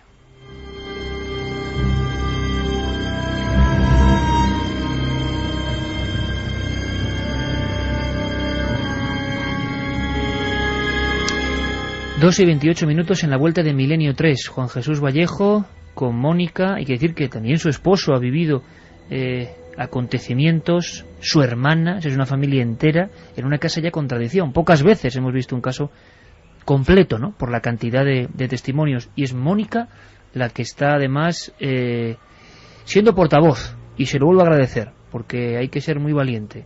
Gracias a vosotros. No, y con mucha rotundidad, ¿no? Lo estás contando con un tremendo aplomo. Y yo sé además, Mónica, que es muy importante para las muchas personas que lo escuchan, que viven situaciones similares y que desgraciadamente no son tan valientes, hay que comprenderlo, y no se atreven a contarlo. Yo no sé, los amigos en cadenaser.com, en la página web, o en 7640, palabra clave de Milenio, se están expresando, imagino que están todos escuchando con impresión, ¿no? Sí, además se están haciendo muchas preguntas. Por ejemplo, si Mónica o alguien de su familia ha llevado a algún sacerdote para que bendiga la casa, para que eche agua bendita por las estancias, que dicen que así algunos fenómenos se apaciguan. Mónica, ¿habéis intentado acudir a alguna persona, que esto tiene sus peligros también, ¿no?, para que haga algo? Pues la verdad yo diría, para contestar sinceramente, que nada de eso funciona. ¿Lo habéis probado? Sí, hemos probado agua bendita, sal, muchos remedios, como quien dice, y nada de eso ha funcionado, ni siquiera se ha calmado la cosa. Ni siquiera se ha calmado la cosa. ¿Y ocurría algo cuando habéis hecho eso de echar agua bendita u otras cosas? ¿Los fenómenos no decrecían, sino que pasaba alguna otra cosa o no? Bueno, al principio digo, bueno, a ver si funciona, que no perdemos nada por probar, pero que va. Serían los fenómenos, y yo creo que con los años ha cogido más fuerza todavía. Nos dicen también que cuando Juanje hablaba, caminando por el desván, se ha escuchado una especie de chirrido. Ese chirrido era la puerta que él entraba. También nos dicen si ellos han hecho la ouija en algún momento allí, o solo se la encontraron, solo se encontraron ese pentagrama en el suelo de otra gente que no fuera suya. Mónica, pregunta a la gente si en alguna ocasión habéis hecho algún tipo de espiritismo o algo para saber. No, nosotros nunca. Nosotros todo eso es un tema que respetamos mucho, que no tocamos, y nosotros nunca nos hemos atrevido a jugar con esto. Justamente después de encontrarnos esto, más razones por no hacerlo. Pues yo creo que, Santi, que es la respuesta ideal, ¿no? Es decir, porque puede haber una tentación, y más muchos expertos, entre comillas, que vayan a esa casa diciendo, bueno, tranquilos, que me estoy imaginando, ¿no? La típica escena de que es que en todos los lugares puede haber alguno que vaya de sabio, no, es que se cerró mal la comunicación, están haciendo espiritismo y hay que cerrarla, y eso podría ser algo realmente peligroso, Santi. Sí, pues, sí, hemos preferido dejarlo así. Pues sí, la verdad es que ya habéis hecho muy bien, porque hay dos factores. Uno, el factor objetivo de lo que pueda o no pueda estar pasando ahí, que cuando hablamos de cosas de las que poco o nada conocemos, pues mejor no andar testeando. Y otro muy importante también, que es vuestro factor psicológico, y es que lógicamente debéis, y hacéis bien en hacerlo, mantener una actitud de la mayor normalidad posible. Es decir, tampoco alimentar vuestra propia sugestión dándole más al fenómeno, ¿no? Mónica, el perro, ese Rottweiler, que imagino que tiene que entrar forzado a la casa, ¿se niega en redondo? ¿Desde el primer día se negó a entrar en la casa? Sí, bueno, el primer día entró, a los 5 minutos se fue a la calle, y no quiso volver a entrar. Incluso le dejé la comida en casa como la tenía donde vivíamos antes, y bueno, es capaz de no comer, de no entrar a comer con tal de no entrar en la casa. Estoy seguro que mucha gente la está sintiendo porque saben que sus perros, sus mascotas, de repente tienen esas ocurrencias como quedarse fijos en un lugar. La lógica nos dice que es que oyen cosas naturales que nosotros no llegamos a oír, pero lo hace ese perro cuando está, el poco tiempo que está dentro de la casa, se queda fijo en algún punto o hace alguna cosa que os extraña, Mónica. Sí, curiosamente el salón tiene una escalera que sube y el perro se pone desde el primer escalón de abajo mirando para arriba y ladrando, pero ladrando a nada, por lo menos nada que nosotros podamos ver. Y eso nos llama enormemente la atención porque es que no vemos ni a nadie, ni nada, y el perro mira fijamente para arriba y ladrando, pero ladrando como diciendo, hay algo ahí. Una cosa, Mónica, parece que es tu hermana, nos adelantaba la información Juan G. Vallejo por línea interna, la que tiene un encuentro pues más claro que los demás, la que llega a ver algo por accidente, ¿no? Sí. Bueno, mi hermana, no sé cómo puede ser, pero digamos que es como que si lo sintiera más, porque cuando yo, por ejemplo, tengo un poco de miedo, ella está totalmente asustada. Y bueno, eso nos llama un poco la atención porque, bueno, veía como sombras y escuchaba más ruido. Y bueno, ella nunca comentaba nada porque ella de este tema prefiere no hablar, pero... sí, ella ve sombras, cosas extrañas que no había visto nunca antes de entrar en esa casa. Y en alguna ocasión creo que llega a ver algo muy claro, una persona con barba nos comentaba, y eso, alguien que casi pudo identificar, ¿es posible? Sí, así fue. De repente por la ventana miró y vio a un hombre con barba, y bueno, un hombre que nosotros no vimos ahí, ¿no? Que obviamente solo lo vio ella. Y Mónica, ¿cuál es el momento en que, bueno, o mejor dicho, hasta qué instante ha habido fenómenos? ¿Cuándo ha sido la última ocasión que habéis observado o sentido algo? Esta misma noche. Esta misma noche hemos sentido golpes, hemos sentido pasos. ¿Esta noche? Sí. ¿Y qué ocurría? ¿Los mismos pasos de siempre? ¿Golpes? Sí, golpes y pasos que se oyen y que son ruidos que, bueno, nosotros, por decirlo así, nos hemos un poco acostumbrado, hemos intentado darle menos importancia para poder tener una vida normal, pero se oyen pasos como si hubiese alguien arriba caminando y se oyen golpes secos. Juan G., ¿has asistido a esos golpes? ¿Has podido escuchar algo? Yo he estado de un lado para otro y no, curiosamente, Luis Iborra, el ayudante de cámara, que es una de las personas más escépticas con la que está en medida, me ha comentado que él también ha oído los golpes. Luis Iborra. ¿Y está por ahí? ¿Está por ahí, Luis? Iborra pues está en el salón, si queréis puedo coger y bajar. Sí, me gustaría que me lo contase. He comentado con él porque me dice, Juanca, ¿has oído los golpes? Digo, Luis, yo no, estaba pendiente de hacer psicofonías y tal, y Luis Iborra me dice que sí ha comentado unos golpes. ¿Dónde está Luis? Que está por aquí. Espera un segundito que te pase a Luis. Luis, que es un miembro del equipo de Cuarto Milenio, uno de nuestros equipos de cámara. Luis Iborra, te paso Luis Iborra. Luis, buenas noches, amigo. Hola, buenas noches, Iker. ¿Cómo estás? Perdona por el atraco, pero Juan G. nos ha dejado sorprendidos. Estamos muy impresionados con todos los testimonios, la fuerza de cómo lo cuenta Mónica. Y Juan G. nos decía que él no había escuchado estas cosas. Mónica nos decía que esta noche había escuchado golpes. Y tú, que eres de talante científico, escéptico, digamos, que también habéis escuchado algo. Cuéntanoslo. No sé, vamos, básicamente, bueno, en la cena, incluso, que hemos estado cenando con toda la familia, vamos, yo sí que he oído cosas, he oído movimientos arriba y estábamos todos aquí abajo. No sé decirte qué era ni cómo, pero vamos, sí que he oído cosas, he oído movimientos. Defíneme movimientos, Luis, ¿qué tipo de movimiento? O sea, que ¿era algo lo suficientemente claro que a ti te llamaba la atención?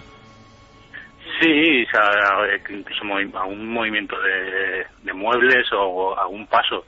Y no sé, yo la verdad es que soy bastante escéptico con estas cosas, pero algo he oído. No sé decirte muy bien Y parecido a que, Luis, más que... Porque todos podemos pensar en lo de siempre, ¿no? Una rata, un no sé qué... El crujir de la madera, cuando está cambiando el tiempo... Madera no hay, porque es una casa de cemento y no sé, lo más parecido a tener arriba vecinos, pero es una casa que no tiene vecinos alrededor. O sea, que es sí, Luis, es exactamente lo que dicen la pareja que vive allí, ¿no? Que escuchaban como si en ese desván donde no hay nadie hubiese gente viviendo. Sí, exactamente, vamos, yo lo que he sentido es eso, es como si hubiera gente. Luis, compañero, gracias, Nada, hombre. Un abrazo. Hello. En fin, pues ese es uno de los miembros del equipo de Cuarto Milenio, de esta gran nave del misterio, que ya veis, ¿no? Está donde ocurren las cosas. Desde el primer programa, intentando saber, bueno, pues qué pasa. A mí me sorprende la fortuna de este gran equipo que comparte la mayoría tareas radiofónicas y televisivas.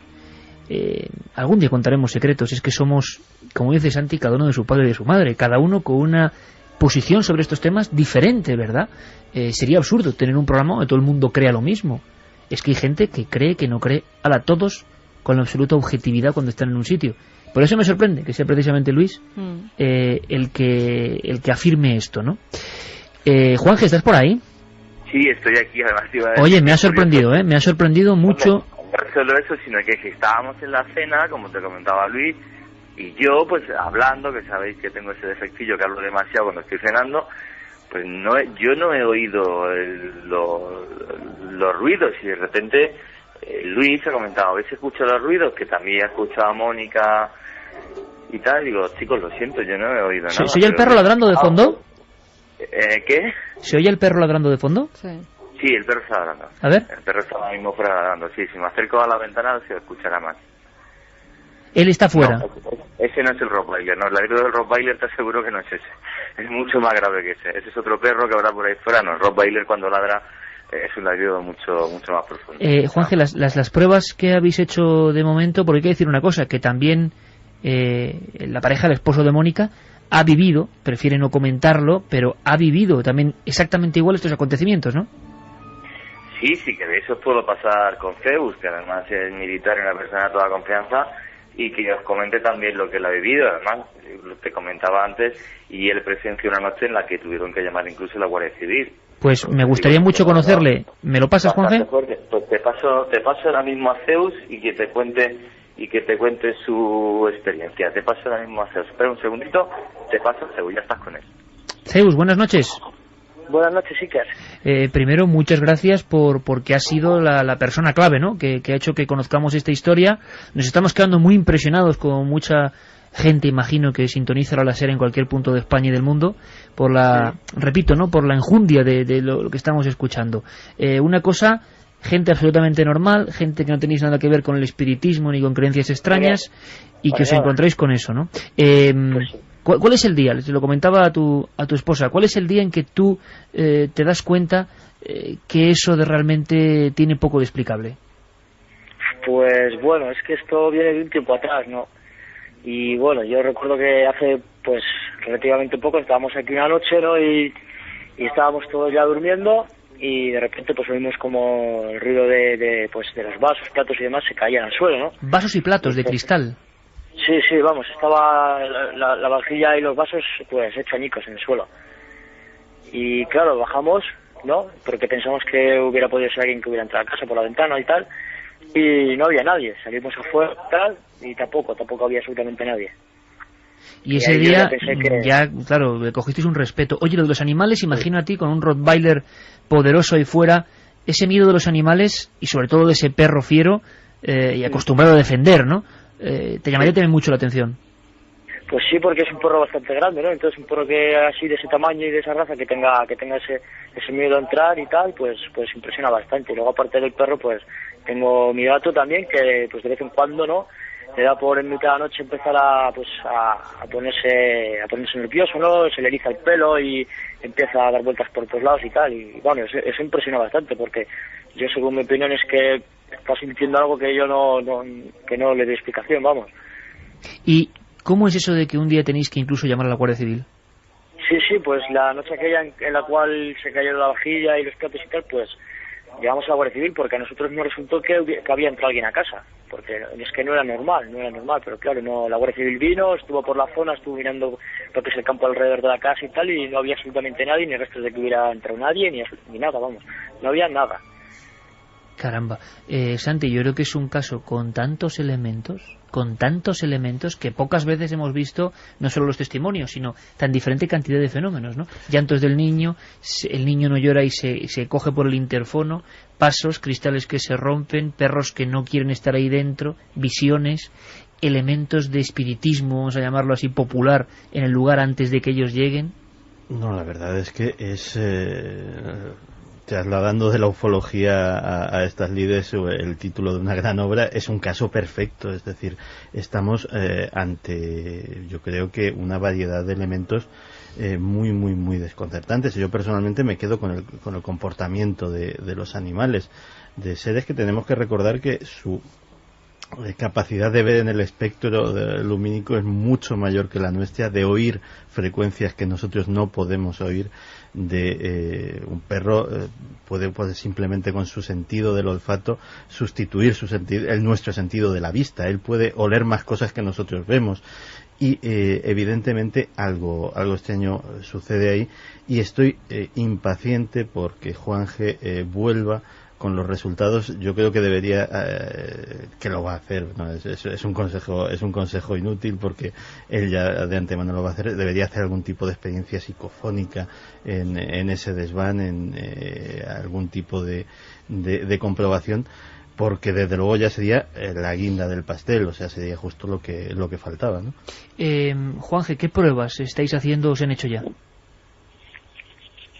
Vamos a ver si Zeus pasa el teléfono a nuestro compañero Juanje. Había olvidado yo en este momento que era el mismo teléfono que tiene Zeus, al que le agradecemos enormemente también su testimonio, por supuesto, y su ayuda. Juanje, ¿qué pruebas habéis hecho ya y cuál es el resultado de momento?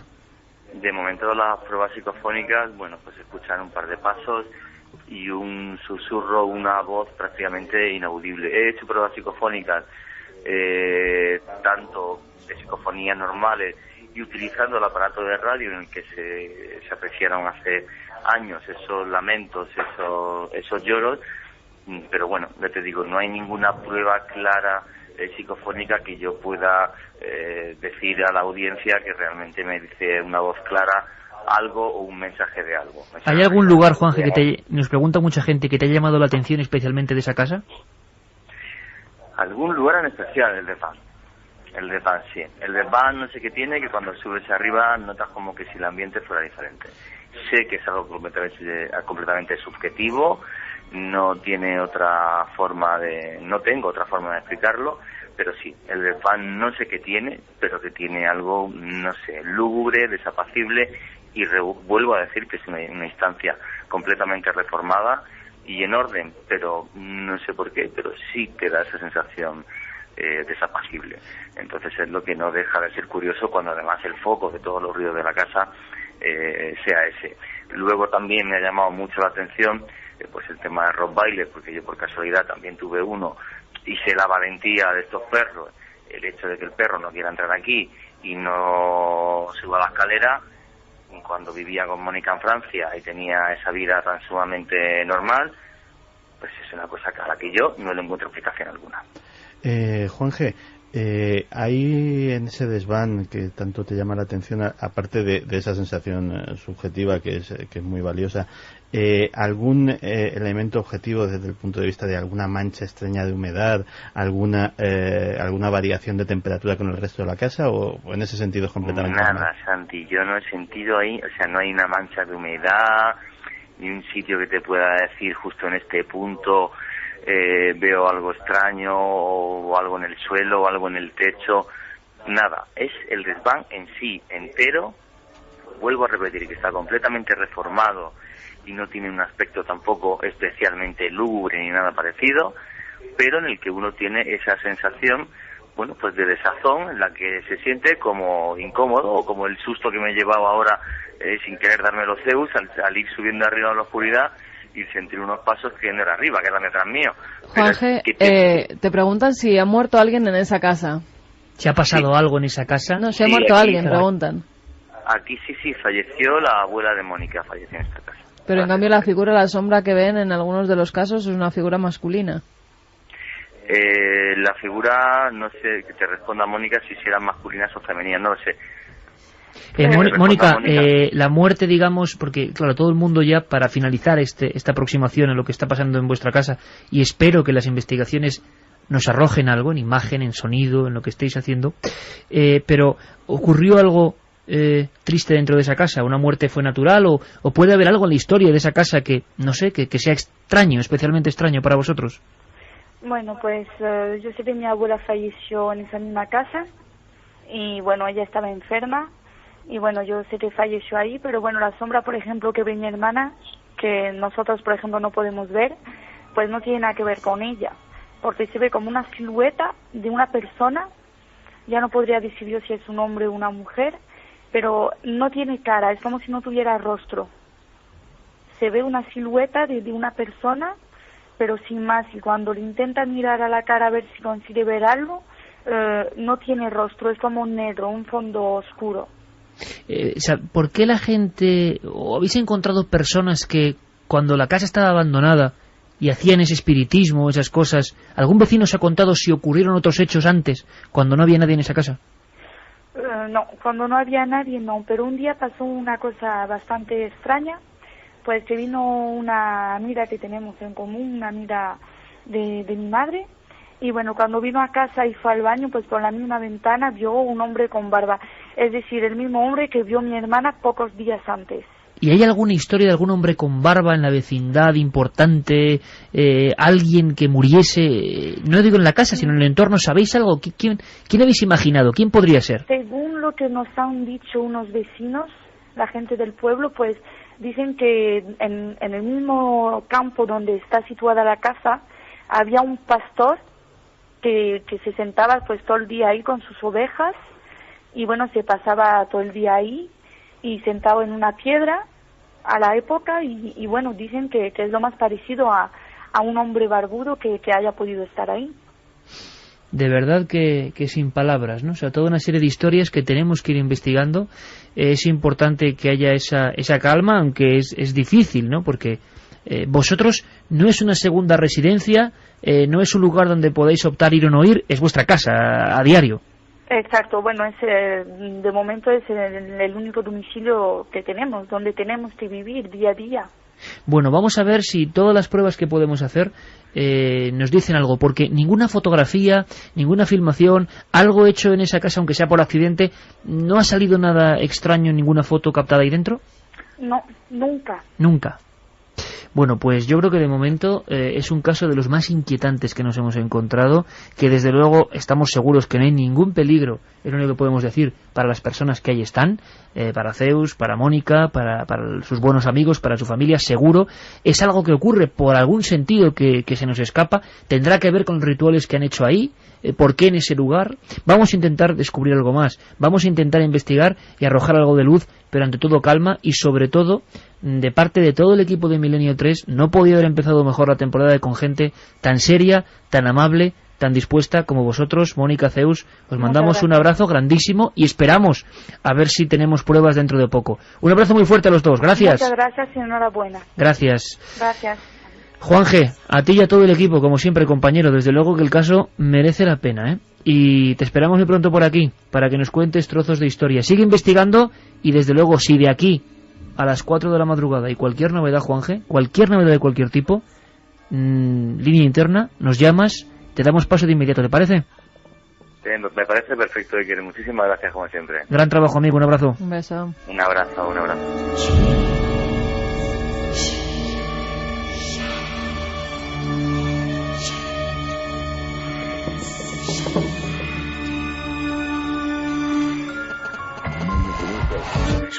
Manda un SMS al 7640. Escribe la palabra milenio, espacio y lo que nos quieras contar. Comentaristas de Milenio 3. Sabemos que siempre hay alguien al otro lado.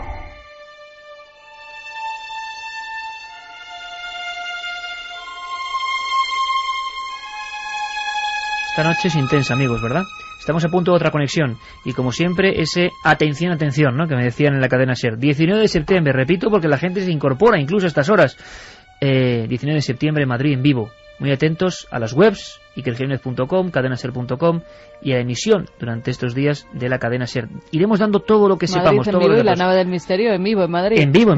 Todo en vivo, todo en vivo. Claro. Vamos, que el programa sale de este estudio. Eso, y que en algún lugar de Madrid haremos el programa delante de todo el público. En algún lugar de Madrid, ¿no? Suena como inicio de... Sí, un misterio también. Vaya historia, ¿eh?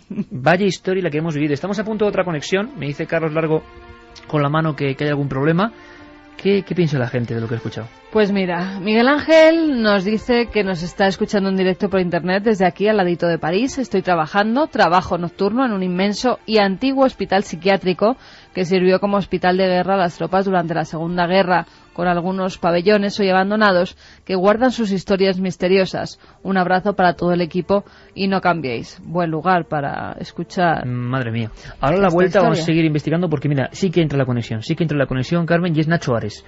Nuestro compañero Nacho Ares, director de la revista Arqueología, miembro fundador, podemos decir, ¿no?, de esta nave del misterio, y lo tenemos muy lejos y nos quiere contar cosas, y por si faltaban pocas cosas, encima de un aspecto no arqueológico, sino también sobrenatural, un poco extraño.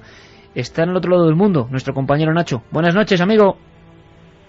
Buenas noches, Iker. Buenas noches, Carmen. ¿Cómo estáis todos? Pues estamos pues escuchándote muy atentos, muy contentos de empezar la 9ª temporada contigo y sobre todo preguntándonos, ¿dónde estás exactamente, amigo?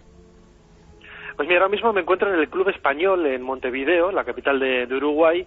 Llevo dando vueltas por esta parte del continente casi 10 días, todavía me quedan unos pocos para regresar a España. Vuelvo mañana por la tarde a Buenos Aires. Y en estos viajes pues he estado recopilando algunas historias curiosas, muchas de ellas relacionadas con el mundo de la egiptología, que es mi verdadera pasión, como bien conocéis, pero algunas de ellas, como bien aficionado al mundo del misterio, como comentabas al principio, pues yo creo que os pueden interesar esas historias de fantasmas en el metro de Buenos Aires, que yo creo que van a impresionar a muchos de los oyentes. Claro, nos contarás muchas cosas, incluso de túneles. Es una mezcla un poco entre misterio y arqueología, que siempre va unido, túneles por debajo de algunas ciudades, pero lo del metro nos ha sorprendido, Nacho. ¿Nos puede dar alguna pincelada por lo menos a estas horas?